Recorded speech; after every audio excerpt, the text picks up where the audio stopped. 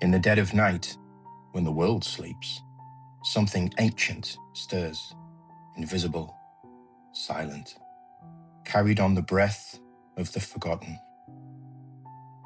It waits in the dust of abandoned cabins, in the urine-soaked corners of sheds, in the droppings of creatures we barely notice till it's too late.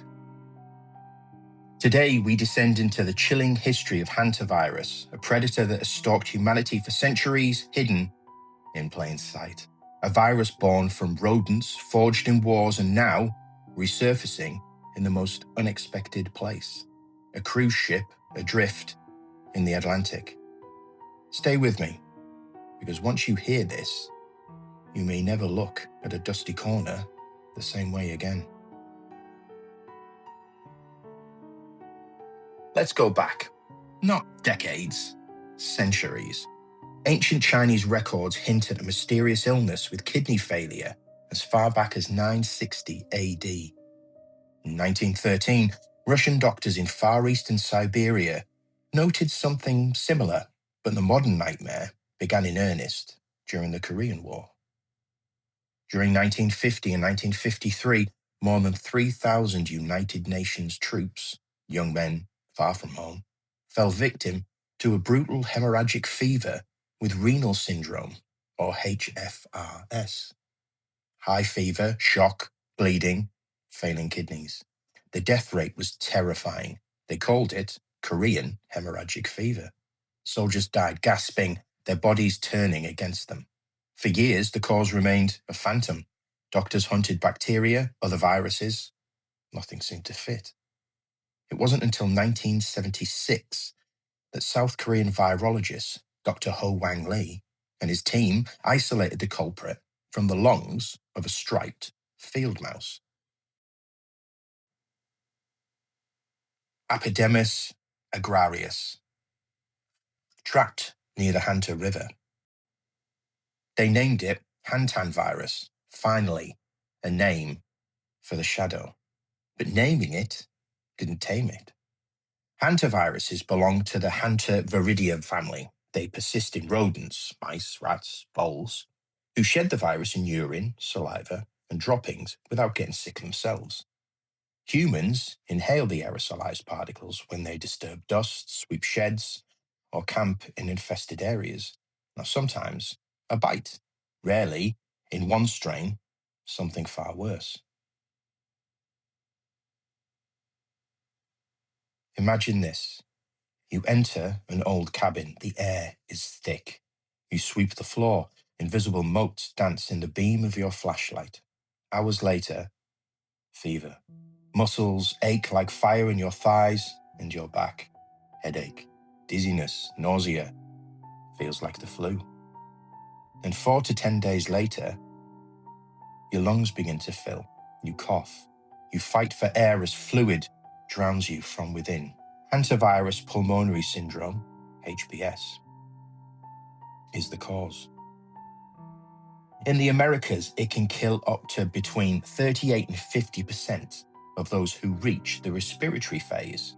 There's no specific treatment, just supportive care and prayers. In 1993, Four Corners outbreak in the American Southwest was a brutal awakening. A cluster of healthy young people, including a young Navajo man and his fiancée, died suddenly from acute respiratory distress. At first, doctors were baffled. Mystery flu? Then CDC scientists linked it to a new hantavirus in deer mice, sin nombre virus, the virus with no name.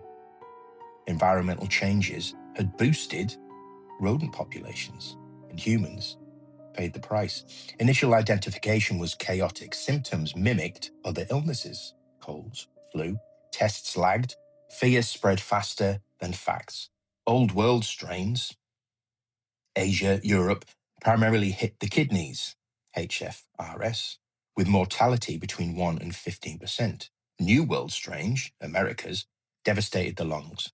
Different rodents, different horrors. And for years, experts believed they didn't spread between people until Andes virus in South America proved otherwise. Person to person transmission, close contact, a new layer of dread. Decades passed with sporadic cases, hikers, cabin cleaners, farmers, always the rodents, always the dust. Annual US cases hover around 30, but globally, tens of thousands suffer.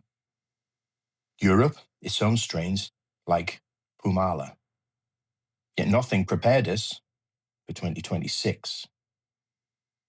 A luxury expedition cruise ship, the HV Hondius, leaves Ushuaia, Argentina, in early April, bound for Antarctica, South Georgia, remote islands. 147 passengers and crew from dozens of nations, adventurers seeking pristine wilderness. Instead, they found something ancient hiding aboard, or brought it with them.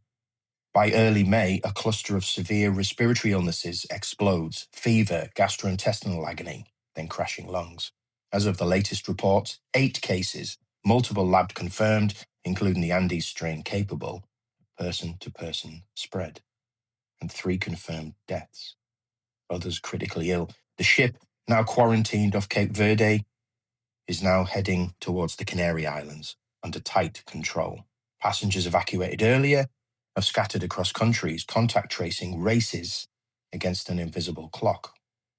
Authorities note possible exposure near Ushuaia, perhaps rodents disturbed in a landfill or port area before boarding. But on a ship in the middle of the ocean? The confined quarters, shared air, close contact, it turns a rodent-borne threat into something far more haunting. Floating incubator of fear.